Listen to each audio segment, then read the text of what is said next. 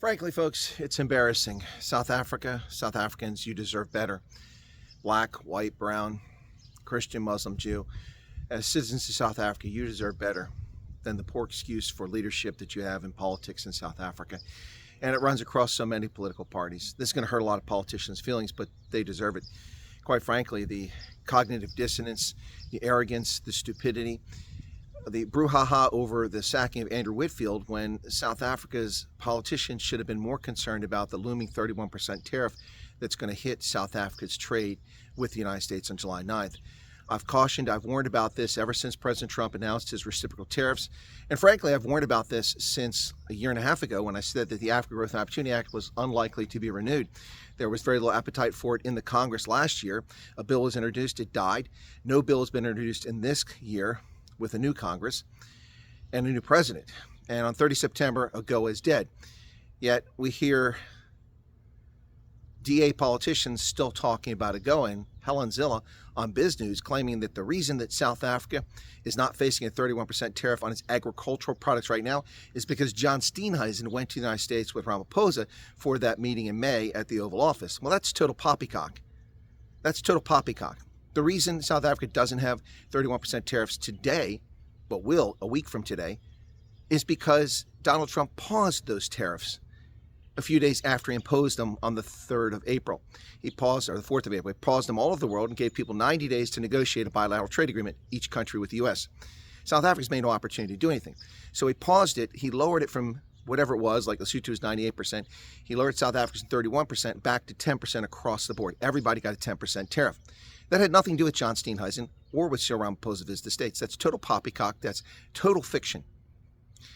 The tariffs were lowered for 90 days to 10%, and that's where they remain. They've not changed since the meeting in May. It's total fiction, misleading, gaslighting people. What a disgrace. Now, let's talk about what's happening today. Last week, it turns out that the South African government did send a low-level delegation to Luanda for the U.S.-Africa Business Summit, and they begged for an extension on the tariffs.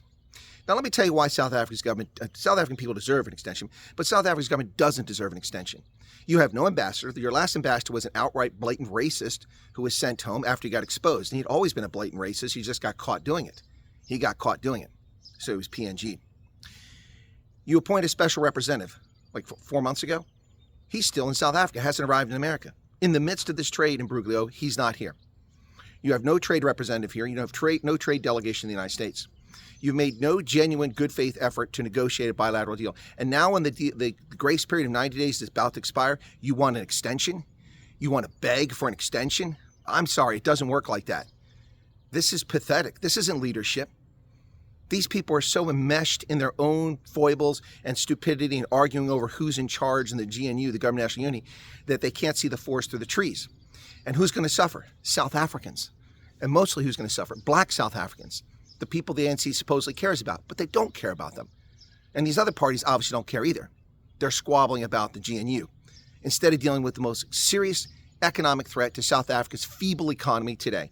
And that is 31% tariffs are coming away. Now, we can argue whether those tariffs are justified, they're legitimate, they're fair, they're unfair. That's not the point here. That's a whole other discussion.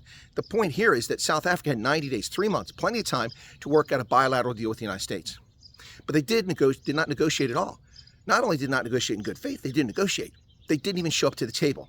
And now, on the eve of the expiration of this generous 90-day pause, they want to beg for an extension? Please, spare me. This is disgraceful. This isn't leadership. This isn't leadership at all, folks. This is shameful. This is horrible. This is not reality. Unbelievable. I cannot believe the nonsense that these people get away with. They think that passes for political leadership. So the tariffs are going to go up on the 9th of July. 31% across the board. Everything in South Africa. Your automobiles, your agricultural products. Everything. And why? Because your politicians are too busy navel-gazing at issues in South Africa instead of watching the ball. Where is Ronnie Lamola? Where is Parks Tau?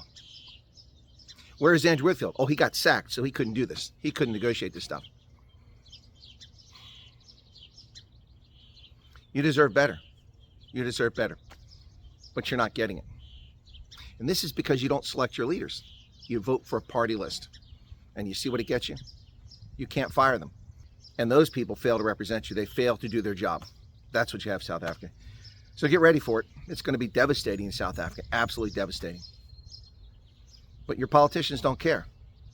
I guarantee this. On July 10th, what will they say about America? They'll start calling Trump names, and they'll start calling Americans racist because they failed to do their job and negotiate lower tariffs and act in good faith. The pain that's coming South Africa's way is not America's fault. It's not Trump's fault. It's the government of South Africa's fault for its poultry quotas, for its artificial limits, its quotas for things coming in, its poultry tariffs, its pork barriers, all the things that they do to keep the U.S. out of South Africa's market. And now the chickens are coming home to roost. Shame on you. You're not politicians.